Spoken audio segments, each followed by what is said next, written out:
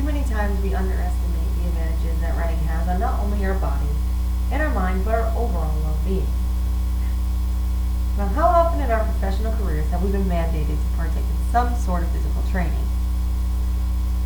How many times has that physical training been running? Furthermore, stop and think about how many times you took it upon your own free will to go ahead and start running. The answer I'm hoping for is many. However, I know that running can be a very challenging and daunting task for most. The key to running is taking it slow, taking it day by day, and taking baby steps. Now, the first thing that's important for any runner to know is that you want to start off by a 3 to 5 minute stretch. And with that, you'll go ahead and make your muscles more flexible, get ready to actually start to run. After that, you want to initiate a 5 to 10 minute warm-up, and this can basically consist of brisk walking. That'll do the trick for you. It just starts to elevate your heart rate. Now, finishing everything and after your run, you want to partake in a cool down, and the cool down brings down your heart rate level to normal, and just kind of get you back on the right track, and your heart rate obviously won't be raised so much. Something that I want to add in there as well is that there is a correct way to run. When you do run, you want your foot to strike midfoot. This means that there'll be less knee injury, Achilles tendon injuries. Basically, you're not going to be landing on your toes or your heels or the sides, but midfoot. That is what you want to try for. Now, when taking baby steps when you are running, I want you to be sure that if you're a new runner, you only start for 10 to 15 minutes of jogging or running, whatever, it's up to you, 2 to 3 times a week. And in time, you'll see yourself go to 4 to 5 days a week, probably 30 to 45 minutes, depending on how much you actually put in. So that's something you want to think about. And I also want to go ahead and point out that there are 3 foot types. And so when it comes to any kind of sport, you know that you need equipment, and equipment can be very important. So the equipment I am talking about here is the shoe type that you need to wear. And there are 3 types.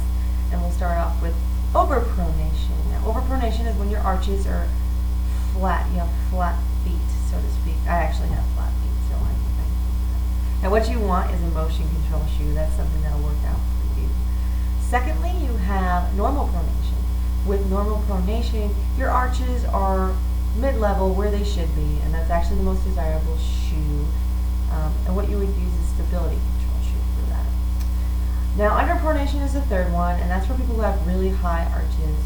And what is good for that is a cushioned sneaker. And basically, if you have high arches, you tend to have a lot of knee problems if you run a lot, or you can if you don't get the right shoe. And that can go for any of the 3 types. If you don't have the right equipment, right shoe, it's really not going to benefit you, and you could start to see you can have problems.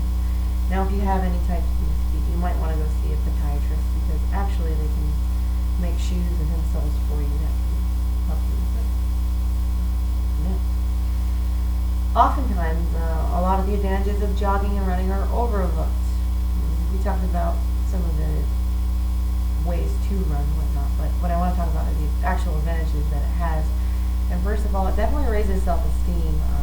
Obviously, you know, when you're reaching your target heart rate time after time again, basically you're inducing fat loss. And with that being said, you're probably going to lose some weight, so your confidence is going to be sky high, and that's really important. Now, running jogging gets you, like we said, at the target heart rate. In return for a slimmer silhouette, you got it. So it's actually one of the reasons a lot of people do like to run.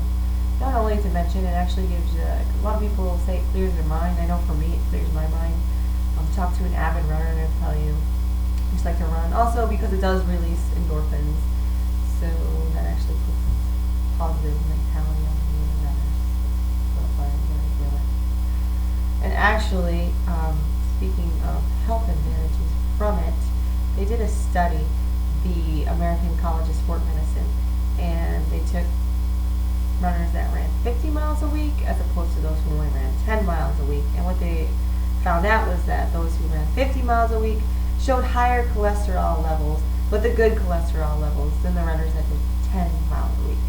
So, running does have its advantages, not only the body and the mind, but also on health.